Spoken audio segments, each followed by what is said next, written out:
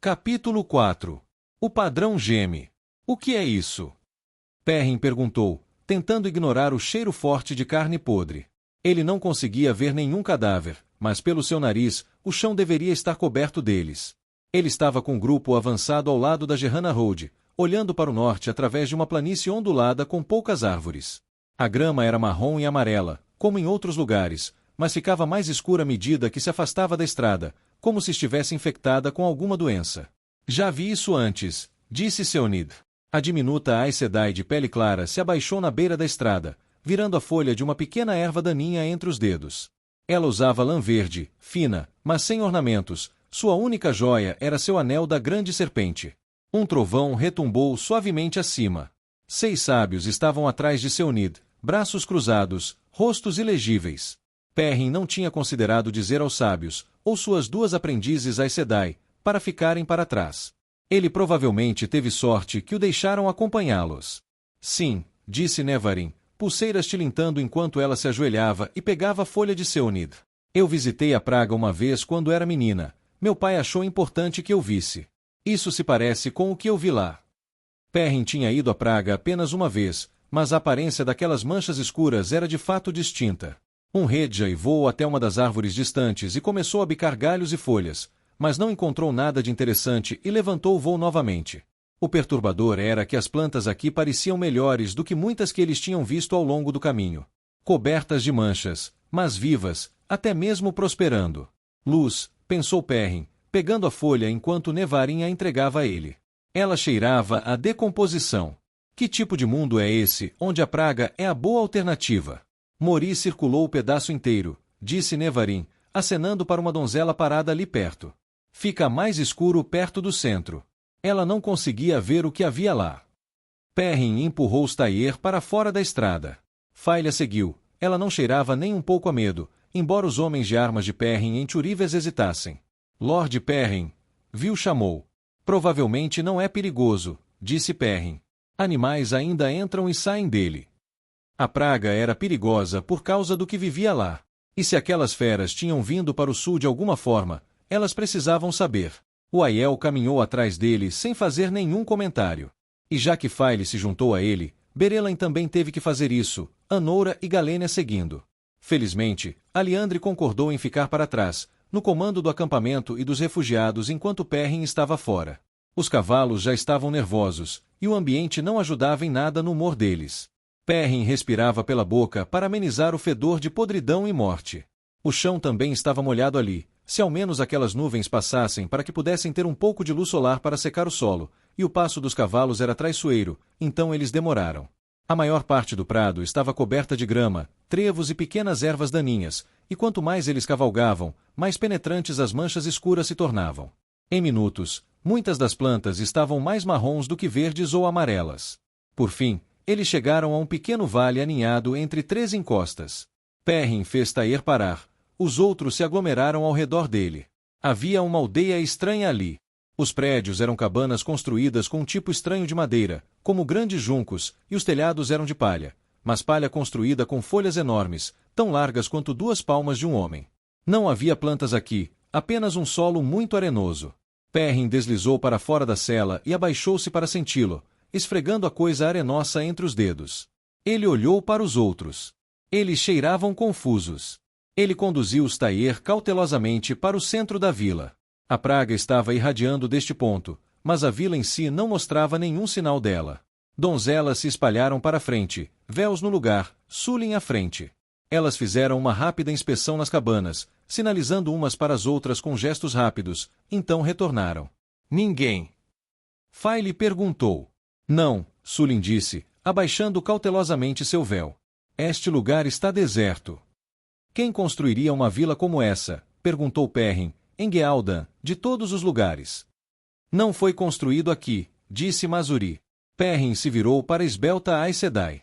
Esta vila não é nativa desta área, disse Mazuri. A madeira é diferente de tudo que já vi antes. O padrão geme, Berelain disse suavemente. Os mortos andando, as mortes estranhas. Nas cidades, os cômodos somem e a comida estraga. Perrin coçou o queixo, lembrando-se de um dia em que seu machado tentou matá-lo. Se vilas inteiras estavam desaparecendo e aparecendo em outros lugares, se a praga estava crescendo em fendas onde o padrão estava se desfiando. Luz. Quão ruins as coisas estavam se tornando. Queime a vila, ele disse, virando-se. Use o poder único. Vasculhe o máximo de plantas contaminadas que puder. Talvez possamos evitar que se espalhe. Moveremos o exército para aquele acampamento a 1 hora de distância e ficaremos lá amanhã se precisar de mais tempo. Pela primeira vez, nem as sábias nem as Aes Sedai expressaram sequer uma queixa à ordem direta. Casse conosco, irmão. Perrin se viu no sonho do lobo. Ele vagamente se lembrava de estar sentado sonolento sob a luz minguante de uma lamparina aberta, uma única chama tremendo em sua ponta, esperando ouvir um relatório daqueles lidando com a estranha vila. Ele estava lendo uma cópia de De Traveus of Jain Fastrider que Gaul havia encontrado entre os salvados de Meiden. Agora Perrin estava deitado de costas no meio de um grande campo com grama tão alta quanto a cintura de um homem. Ele olhou para cima, a grama roçando suas bochechas e braços enquanto tremia no vento. No céu, a mesma tempestade se formava, aqui como no mundo desperto. Mais violenta aqui. Olhando para cima, sua visão emoldurada pelos talos de grama marrom e verde e caules de milheto selvagem, ele quase conseguia sentir a tempestade se aproximando. Como se estivesse rastejando do céu para engoli-lo. Touro jovem. Venha. Venha caçar. A voz era de um lobo. Perrin sabia por instinto que ela era chamada de dançarina do carvalho, nome dado pela maneira como ela corria entre as mudas quando filhote. Havia outros também. Sussurrador. Luz da manhã. Faíscas. Sem limites. Uma boa dúzia de lobos o chamavam, alguns lobos vivos que dormiam, outros os espíritos de lobos que haviam morrido. Eles o chamavam com uma mistura de aromas, imagens e sons. O cheiro de um cervo da primavera, batendo na terra com seus saltos. Folhas caídas se desintegrando sob lobos correndo. Os rosnados da vitória, a emoção de uma matilha correndo junta. Os convites despertaram algo profundo dentro dele, o lobo que ele tentava manter trancado. Mas um lobo não podia ficar trancado por muito tempo. Ele, ou escapava ou morria, não suportaria o cativeiro. Ele ansiava por pular de pé e enviar sua alegre aceitação, perdendo-se na matilha. Ele era o jovem touro, e era bem-vindo aqui. Não. Perrin disse, sentando-se, segurando a cabeça. Eu não vou me perder em você. Hopper estava sentado na grama à sua direita. O grande lobo cinza olhou para Perrin, olhos dourados sem piscar, refletindo flashes de luz vindos de cima. A grama chegava até o pescoço de Hopper. Perrin abaixou a mão da cabeça. O ar estava pesado, cheio de umidade, e cheirava a chuva. Acima do cheiro do clima e do campo seco, ele podia sentir o cheiro da paciência de Hopper. Você está convidado, jovem touro, Hopper enviou. Não posso caçar com você, explicou Perrin. Hopper, nós conversamos sobre isso. Estou me perdendo. Quando entro em batalha, fico furioso. Como um lobo. Como um lobo. Hopper enviou. Jovem touro, você é um lobo. E um homem. Venha caçar. Eu disse que não posso. Não vou deixar isso me consumir. Ele pensou em um jovem com olhos dourados, trancado em uma gaiola, toda a humanidade perdida. Seu nome era Noan. Perrin o vira em uma vila chamada Jarra. Luz, pensou Perrin. Não é longe daqui. Ou pelo menos não muito longe de onde seu corpo dormia no mundo real.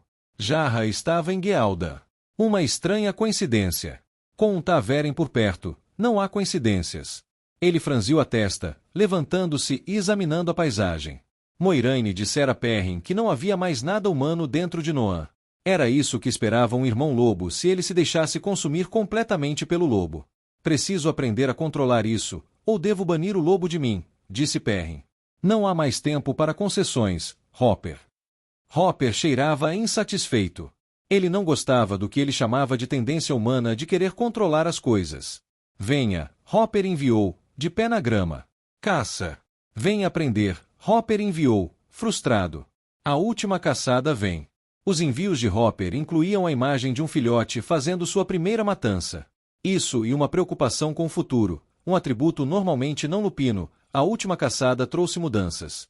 Perrin hesitou. Em uma visita anterior ao sonho do lobo, Perrin havia exigido que Hopper o treinasse para dominar o lugar. Muito inapropriado para um lobo jovem, uma espécie de desafio à senioridade do mais velho, mas esta era uma resposta. Hopper tinha vindo para ensinar, mas ele faria isso como um lobo ensina. Sinto muito, disse Perrin. Eu caçarei com você, mas não devo me perder. Essas coisas que você pensa, Hopper enviou, descontente. Como você pode pensar em tais imagens de nada? A resposta foi acompanhada por imagens de vazio, um céu vazio, uma toca sem ninguém dentro, um campo árido. Você é o jovem touro. Você sempre será o jovem touro. Como você pode perder o jovem touro? Olhe para baixo, e você verá suas patas abaixo. Morda, e seus dentes matarão. Não há como perder isso. É uma coisa de humanos. As mesmas palavras vazias repetidas vezes, Hopper enviou. Perrin respirou fundo, sugando e soltando o ar muito úmido. Muito bem, ele disse, martelo e faca aparecendo em suas mãos. Vamos. Você caça com seus cascos. Uma imagem de um touro ignorando seus chifres e tentando pular nas costas de um veado e pisoteá-lo no chão. Você está certo.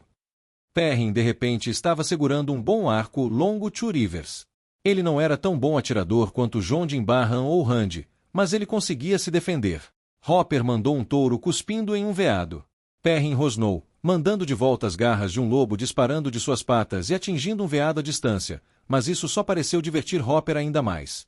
Apesar de sua irritação, Perrin teve que admitir que era uma imagem um tanto ridícula.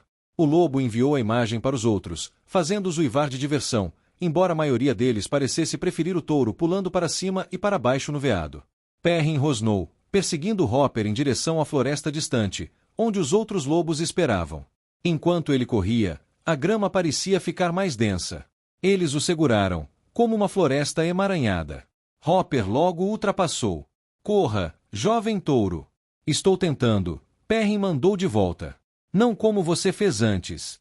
Perrin continuou a abrir caminho pela grama. Este lugar estranho, este mundo maravilhoso onde os lobos corriam, podia ser inebriante. E perigoso. Hopper havia avisado Perrin sobre isso mais de uma vez. Perigos para amanhã. Ignore-os por enquanto, Hopper enviou, ficando mais distante. Preocupação é para duas pernas. Não posso ignorar meus problemas. Perrin pensou de volta. No entanto, você frequentemente faz isso, Hopper enviou. Parecia verdade, mais verdade, talvez, do que o lobo sabia. Perrin irrompeu em uma clareira e parou. Lá, caídos no chão, estavam os 3 pedaços de metal que ele havia forjado em seu sonho anterior. O grande pedaço do tamanho de 2 punhos, a haste achatada, o retângulo fino. O retângulo brilhava levemente amarelo-avermelhado, chamuscando a grama curta ao redor. Os caroços desapareceram imediatamente, embora o retângulo fervente tenha deixado um ponto queimado. Perrin olhou para cima, procurando pelos lobos. À sua frente, no céu acima das árvores à frente, um grande buraco de escuridão se abriu. Ele não conseguia dizer o quão longe estava, e parecia dominar tudo o que ele podia ver enquanto estava distante ao mesmo tempo. Matt estava ali. Ele estava lutando contra si mesmo, uma dúzia de homens diferentes usando seu rosto, todos vestidos com diferentes tipos de roupas finas. Matt girou sua lança, e nunca viu a figura sombria rastejando atrás dele, carregando uma faca ensanguentada. Matt! Perrin gritou, mas sabia que não tinha importância. Essa coisa que ele estava vendo era algum tipo de sonho ou visão do futuro. Fazia algum tempo que ele não via uma dessas. Ele quase começou a pensar que elas parariam de vir. Ele se virou e outra escuridão se abriu no céu. Ele viu ovelhas, de repente, correndo em um rebanho em direção à floresta. Lobos as perseguiam, e uma fera terrível esperava na floresta, invisível. Ele estava lá, naquele sonho, ele sentiu. Mas quem ele estava perseguindo? E por quê? Algo parecia errado com aqueles lobos. Uma terceira escuridão, ao lado. File, Grade, Elias, Gaul. Todos caminharam em direção a um penhasco, seguidos por milhares de outros. A visão fechou. Hopper de repente disparou de volta pelo ar, pousando ao lado de Perrin, derrapando até parar. O lobo não teria visto os buracos, eles nunca apareceram aos seus olhos.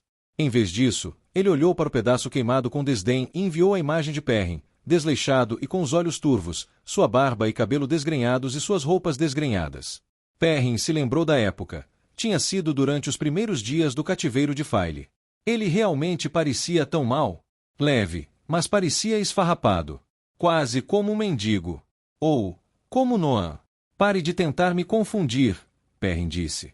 Fiquei assim porque estava dedicado a encontrar File, não porque estava cedendo aos lobos. Os filhotes mais novos sempre culpam os mais velhos da matilha. Hopper saltou pela grama novamente. O que isso significava? Os cheiros e imagens o confundiam. Rosnando. Perrin avançou, deixando a clareira e entrando novamente na grama. Mais uma vez os talos resistiram a ele. Era como lutar contra uma corrente. Hopper disparou na frente. Queime você, espere por mim. Perrin gritou. Se esperarmos, perderemos a presa. Corra, jovem touro. Perrin cerrou os dentes. Hopper era um pontinho na distância agora, quase nas árvores. Perrin queria pensar nessas visões, mas não havia tempo. Se ele perdesse Hopper, sabia que não o veria novamente naquela noite. Ótimo, pensou com resignação. A terra balançava ao redor dele, as gramas passavam rapidamente num piscar de olhos. Era como se Perrin tivesse saltado 100 passos em um passo. Ele deu outro passo, disparando para frente. Ele deixou um leve borrão atrás de si. As gramas se abriram para ele. O vento soprou em seu rosto com um rugido confortável. Aquele lobo primitivo dentro dele despertou. Perrin chegou à floresta e diminuiu o ritmo. Cada passo agora o fazia pular apenas cerca de 3 metros. Os outros lobos estavam lá, e eles se formaram e correram com ele, animados. 2 pés, jovem touro, perguntou Ok Dancer. Ela era uma fêmea jovem, sua pele tão clara que era quase branca, com uma faixa preta correndo ao longo do seu lado direito.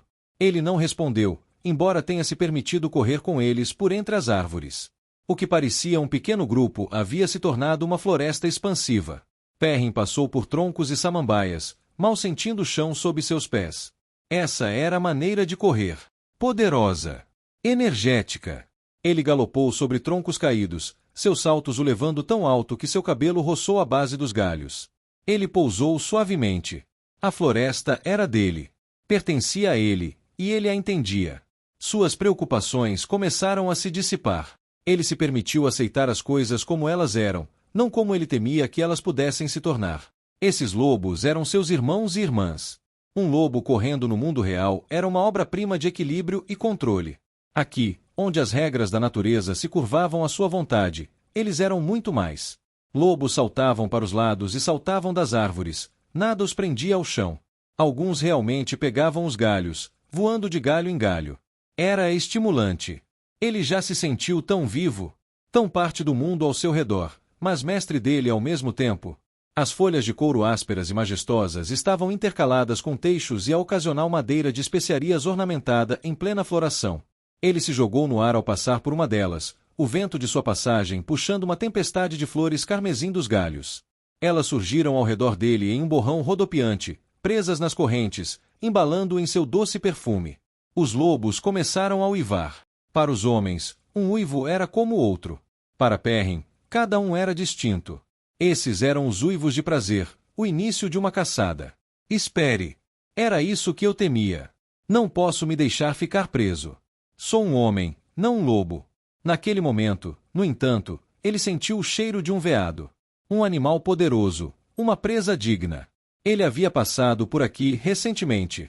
Perrin tentou se conter, mas a antecipação se mostrou forte demais. Ele saiu correndo pela trilha de caça, atrás do cheiro. Os lobos, incluindo Hopper, não correram na frente dele. Eles correram com ele, seus cheiros satisfeitos enquanto deixavam assumir a liderança. Ele era o arauto, o ponto, a ponta do ataque. A caça rugia atrás dele. Era como se ele liderasse as ondas do próprio oceano. Mas ele também as estava segurando. Não posso torná-los lentos para mim, pensou Perrin.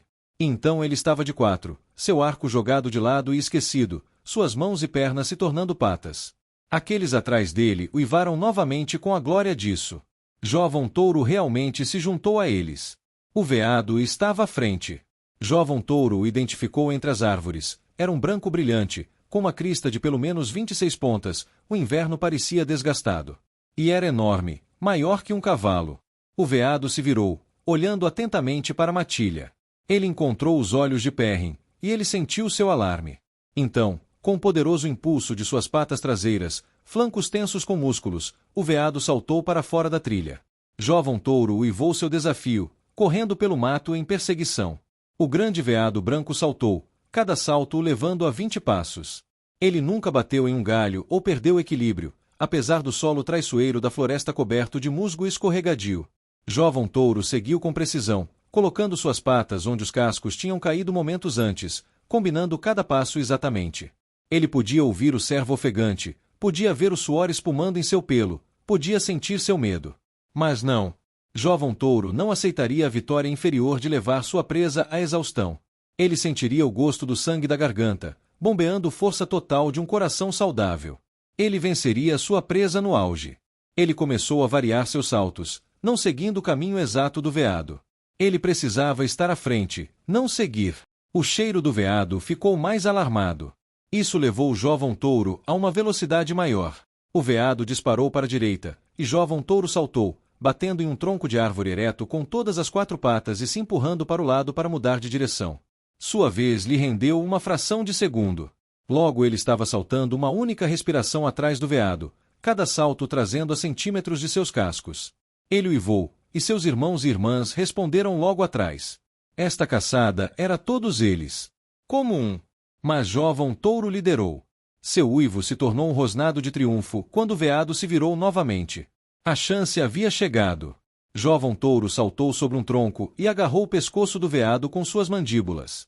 Ele podia sentir o gosto do suor, do pelo, do sangue quente embaixo se acumulando em volta de suas presas. Seu peso jogou o veado no chão. Enquanto eles rolavam, Jovem Touro manteve seu aperto, forçando o veado a cair no chão da floresta, sua pele escarlate com sangue. Os lobos uivaram em vitória, e ele o soltou por um momento, pretendendo morder a parte da frente do pescoço e matar. Não havia mais nada. A floresta se foi. Os uivos desapareceram. Havia apenas a matança. A doce matança. Uma forma colidiu com ele, jogando-o de volta para o mato. Jovem Touro balançou a cabeça, atordoado, rosnando. Outro lobo o havia parado. Hopper! Por quê? O veado saltou para ficar de pé e então saltou pela floresta novamente. Jovem Touro uivou de fúria e raiva, preparando-se para correr atrás dele. Novamente Hopper saltou, jogando seu peso contra Jovem Touro. Se morrer aqui, morre a última morte, Hopper enviou. Esta caçada acabou, Jovem Touro. Nós caçaremos outra hora. Jovem Touro quase se virou para atacar Hopper. Mas não. Ele tentou isso uma vez, e foi um erro. Ele não era um lobo. Perrin estava deitado no chão, sentindo o gosto de sangue que não era seu, exalando profundamente, seu rosto pingando suor. Ele se ajoelhou e sentou-se, ofegante, tremendo daquela caçada linda e aterrorizante. Os outros lobos sentaram-se, mas não falaram. Hopper deitou-se ao lado de Perrin, apoiando sua cabeça grisalha em patas envelhecidas. Isso, Perrin finalmente disse, é o que eu temo. Não, você não tem medo disso, Hopper enviou. Você está me dizendo o que eu sinto. Você não cheira medo, Hopper enviou. Perrin deitou-se, olhando para os galhos acima, gravetos e folhas amassados abaixo dele. Seu coração batia forte com a perseguição. Eu me preocupo com isso, então. Preocupação não é o mesmo que medo, Hopper enviou. Por que dizer uma coisa e sentir a outra? Preocupação, preocupação, preocupação. É tudo o que você faz. Não. Eu também mato. Se você vai me ensinar a dominar o sonho do lobo, vai acontecer assim? Sim. Perrin olhou para o lado. O sangue do veado havia se derramado em um tronco seco, a escuridão se infiltrando na madeira. Aprender dessa forma o levaria ao limite de se tornar um lobo. Mas ele vinha evitando esse problema por muito tempo, fazendo ferraduras na forja enquanto deixava as peças mais difíceis e exigentes sozinhas, intocadas. Ele confiava nos poderes do olfato que lhe haviam sido dados, alcançando os lobos quando precisava deles, mas, de outra forma, ele os ignorava. Você não poderia fazer nada até entender suas partes. Ele não saberia como lidar com, ou rejeitar, o lobo dentro dele até entender o sonho do lobo. Muito bem, disse Perrin. Assim seja. Galad galopou solto pelo acampamento. De todos os lados, crianças erguiam tendas e cavavam fogueiras, preparando-se para a noite. Seus homens marchavam quase até o anoitecer todos os dias, então levantavam-se cedo pela manhã. Quanto mais cedo chegassem a Andor, melhor. Aqueles pântanos amaldiçoados pela luz estavam atrás deles, agora eles viajavam por pastagens abertas. Talvez fosse mais rápido cortar para o leste e pegar uma das grandes rodovias para o norte, mas isso não seria seguro. Melhor ficar longe dos movimentos dos exércitos do dragão renascido e do Seanchan. A luz brilharia sobre as crianças, mas mais de um herói valente havia morrido dentro daquela luz. Se não houvesse perigo de morte, não poderia haver bravura, mas Galad preferiria que a luz brilhasse sobre ele enquanto ele continuasse a respirar. Eles acamparam perto da Gerrana Road e a cruzariam no dia seguinte para continuar para o norte. Ele havia enviado uma patrulha para vigiar a estrada. Ele queria saber que tipo de tráfego a rodovia estava atraindo, e ele precisava particularmente de suprimentos.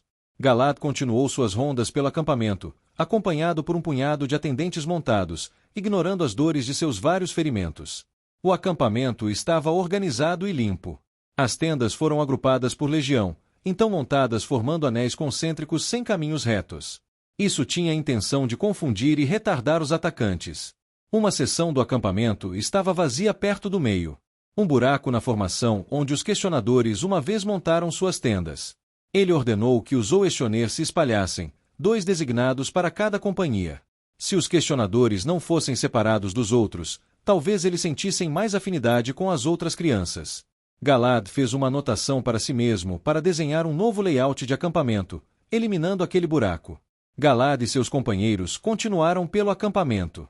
Ele cavalgava para ser visto, e os homens o saudavam quando ele passava. Ele se lembrava bem das palavras que Gareth Bryne dissera uma vez. Na maioria das vezes, a função mais importante de um general não era tomar decisões, mas lembrar aos homens que alguém tomaria decisões. Meu senhor capitão comandante, disse um de seus companheiros. Brandel Vordaria. Ele era um homem mais velho, o mais velho dos lordes capitães que serviu sob Galad. Gostaria que você reconsiderasse o envio desta missiva. Vordarian cavalgou diretamente ao lado de Galad, com Tron do outro lado. Os lordes capitão Golever e Arnisha cavalgaram atrás, ao alcance da voz, e Bornhald seguiu, agindo como guarda-costas de Galad naquele dia. A carta deve ser enviada, disse Galad. Parece imprudente, meu senhor capitão comandante, continuou Vordarian. Barbeado, com prata lavando seu cabelo dourado, o andorano era um homem enorme e quadrado.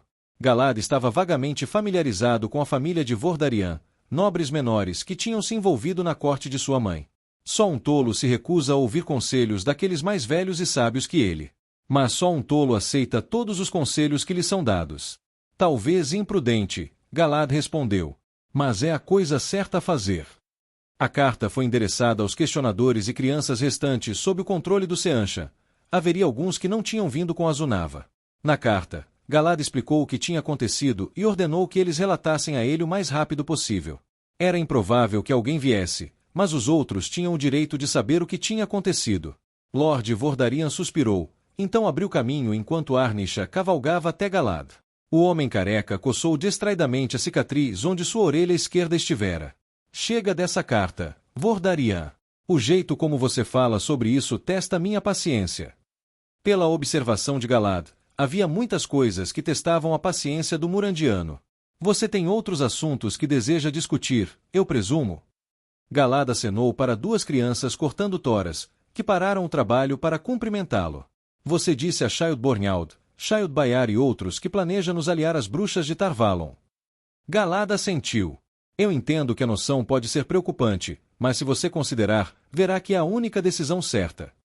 Mas as bruxas são más. Talvez, disse Galad.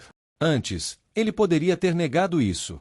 Mas ouvir as outras crianças e considerar o que aqueles em Tarvalon fizeram com sua irmã o estava fazendo pensar que ele poderia ser muito mole com as Aes Sedai. No entanto, Lord Arnisha, se elas são más, são insignificantes quando comparadas ao escuro. A última batalha está chegando. Você nega isso? Arnisha e os outros olharam para o céu. Aquele céu nublado e sombrio já se estendia por semanas. No dia anterior, outro homem havia caído de uma doença estranha, onde besouros saíram de sua boca enquanto ele tossia. Seus estoques de comida estavam diminuindo, pois mais e mais eram encontrados estragados. Não, eu não nego, murmurou Arnisha. Então você deve se alegrar, disse Galad, pois o caminho está livre. Devemos lutar na última batalha. Nossa liderança lá pode mostrar o caminho da luz para muitos que nos rejeitaram. Mas se não o fizer, lutaremos de qualquer maneira, pois é nosso dever. Você nega isso, senhor capitão? Mais uma vez, não. Mas e as bruxas, meu senhor capitão comandante? Galad balançou a cabeça. Não consigo pensar em nenhuma maneira de contornar isso. Precisamos de aliados. Olhe ao seu redor, Lord Arnisha. Quantas crianças temos? Mesmo com recrutas recentes, somos menos de 20.000. Nossa fortaleza foi tomada. Estamos sem socorro ou lealdade, e as grandes nações do mundo nos insultam. Não, não negue. Você sabe que é verdade. Galad encontrou os olhos daqueles ao seu redor, e um por um eles assentiram. Os questionadores estão errados, Arnisha murmurou. Parte da culpa é deles, Galad concordou. Mas também é porque aqueles que fariam o mal olham com desgosto e ressentimento para aqueles que defendem o que é certo. Os outros assentiram. Devemos pisar com cuidado, disse Galad. No passado, a ousadia, e talvez a ansiedade exagerada, das crianças alienou aqueles que deveriam ter sido nossos aliados. Minha mãe sempre disse que uma vitória da diplomacia não vinha quando todos conseguiam o que queriam. Isso fazia todos presumirem que tinham levado a melhor sobre ela, o que encorajava demandas mais extravagantes. O truque não é satisfazer a todos, mas deixar todos sentindo que alcançaram o melhor resultado possível. Eles devem estar satisfeitos o suficiente para fazer o que você deseja, mas insatisfeitos o suficiente para saber que você o superou. E o que isso tem a ver conosco? Gulliver disse por trás. Não seguimos nenhuma rainha ou rei. Sim, Galad disse, e isso assusta os monarcas. Eu cresci na corte de Andor. Eu sei como minha mãe considerava as crianças.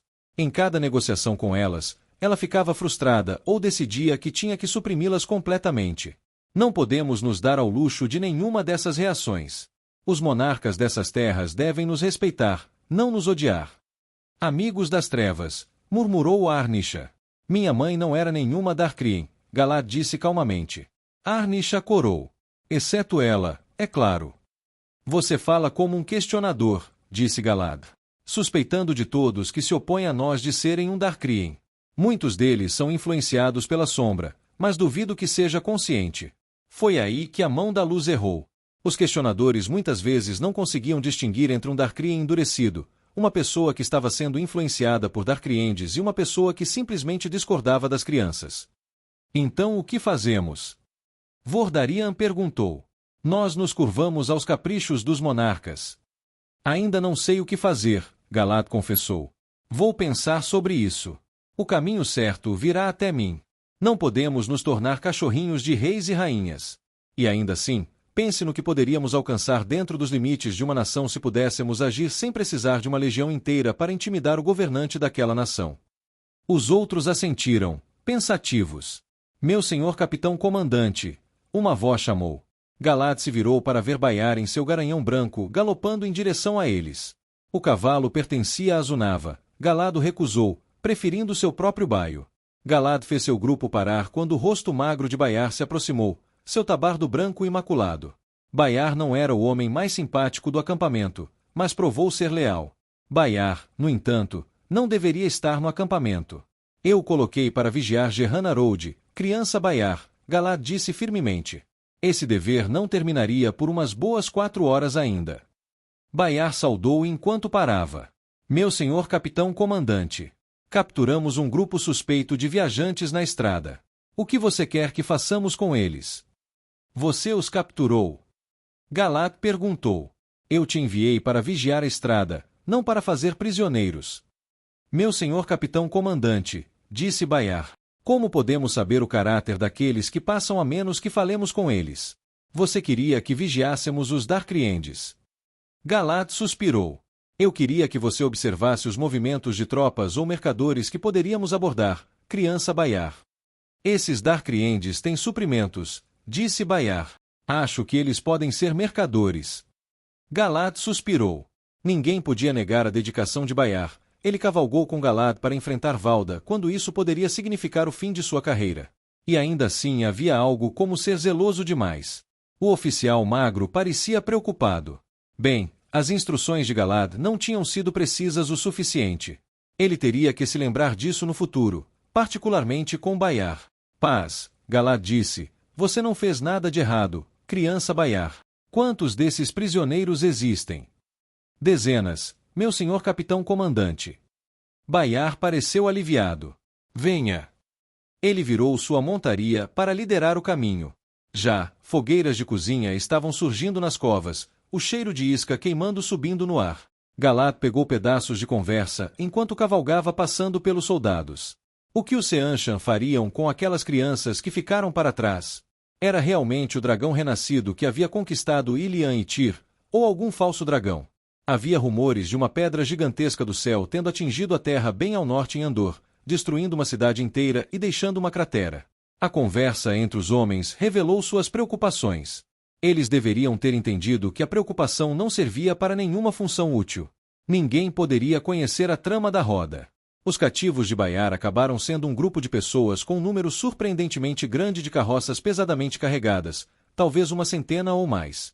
As pessoas se aglomeraram em volta de suas carroças, olhando as crianças com hostilidade. Galad franziu a testa, fazendo uma rápida inspeção. É uma bela caravana, disse Bornhald suavemente ao seu lado. Comerciantes? Não, Galad disse suavemente. Isso é mobília de viagem. Observe os pinos nas laterais, para que possam ser carregados em pedaços. Sacos de cevada para cavalos. Essas são ferramentas de ferreiro embrulhadas em lona na parte de trás daquela carroça à direita. Vê os martelos aparecendo. Luz. Bornhald sussurrou. Ele também viu. Esses eram os seguidores do acampamento de um exército de tamanho substancial. Mas onde estavam os soldados? Esteja pronto para separá-los, Galad disse a Bornhald, desmontando. Ele caminhou até a carroça da frente. O homem que a conduzia tinha uma figura atarracada e um rosto avermelhado, com cabelos que tinham sido arrumados em uma tentativa muito pobre de esconder sua crescente calvície. Ele nervosamente trabalhava um chapéu de feltro marrom em suas mãos, um par de luvas enfiado no cinto de sua jaqueta resistente. Galad não conseguia ver nenhuma arma nele. Ao lado da carroça estavam outros dois, muito mais jovens. Um era um tipo corpulento e musculoso com aparência de lutador, mas não de soldado, que poderia ser um problema. Uma mulher bonita agarrou seu braço, mordendo o lábio inferior. O homem na carroça se assustou ao ver Galad. Ah, Galad pensou, então ele sabe o suficiente para reconhecer o enteado de Morgase. Então, viajantes, Galad disse cuidadosamente. Meu homem disse que vocês lhe disseram que são mercadores. Sim, meu Deus, disse o motorista. Eu sei pouco desta área. Você a conhece? Não muito, senhor, disse o motorista, torcendo o chapéu nas mãos. Na verdade, estamos longe de casa. Eu sou Basil Gil, de Caemin. Vim para o sul em busca de negócios com um mercador em Eboldar. Mas esses invasores Shanshan me deixaram incapaz de fazer meu negócio. Ele parecia muito nervoso. Pelo menos ele não havia mentido sobre de onde era. E qual era o nome desse mercador? Galad perguntou. Por quê? Fale em debocha, meu senhor, disse Gil. Você conhece Eboldar? Eu estive lá, Galad disse calmamente. Essa é uma bela caravana que você tem. Uma coleção interessante de mercadorias. Ouvimos dizer que há exércitos se mobilizando aqui no sul, meu senhor. Comprei muitos desses suprimentos de uma tropa mercenária que estava se desfazendo e pensei que poderia vendê-los aqui. Talvez seu próprio exército precise de móveis de acampamento? Temos tendas, equipamentos móveis de ferraria, tudo que os soldados podem usar. Esperto, pensou Galad. Galad poderia ter aceitado a mentira, mas o mercador tinha muitos cozinheiros, lavadeiras e ferreiros com ele, e não guardas suficientes para uma caravana tão valiosa. Entendo, disse Galad. Bem, acontece que eu preciso de suprimentos, particularmente comida. Ai, meu senhor, disse o homem. Nossa comida não pode ser poupada. Qualquer outra coisa eu venderei, mas a comida eu prometi por mensageiro a alguém em lugar. Eu pagarei mais. Fiz uma promessa, meu bom senhor, disse o homem. Não poderia quebrá-la, independentemente do preço. Entendo. Galad acenou para Bornhald. O soldado deu ordens, e crianças em tabardos brancos avançaram, armas em punho. O que você está fazendo? Gil perguntou. Separando seu povo, disse Galad. Falaremos com cada um deles sozinhos e veremos se suas histórias batem. Eu me preocupo que você possa ter sido pouco comunicativo conosco. Afinal, o que me parece é que vocês são seguidores do acampamento de um grande exército. Se for esse o caso, então eu gostaria muito de saber de quem é o exército, sem mencionar onde ele está. A testa de Gil começou a suar enquanto os soldados de Galad separavam os cativos com eficiência. Galad esperou um tempo observando Gil. Eventualmente Bornhald e Bayard vieram correndo até ele, mãos em suas espadas. Meu senhor capitão comandante, disse Bornhald com urgência. Galad se afastou de Gil. Sim. Podemos ter um problema aqui, disse Bornhald. Seu rosto estava vermelho de raiva. Ao lado dele, os olhos de Bayard estavam arregalados, quase frenéticos. Alguns dos prisioneiros falaram. É como você temia. Um grande exército está por perto. Eles entraram em conflito com Aiel. Aqueles sujeitos ali de túnica branca são, na verdade, os próprios Aiel. E Bayard cuspiu para o lado. Você já ouviu falar de um homem chamado Perrin Goldenês? Não. Eu deveria ter feito isso. Sim, disse Bornhald. Ele matou meu pai.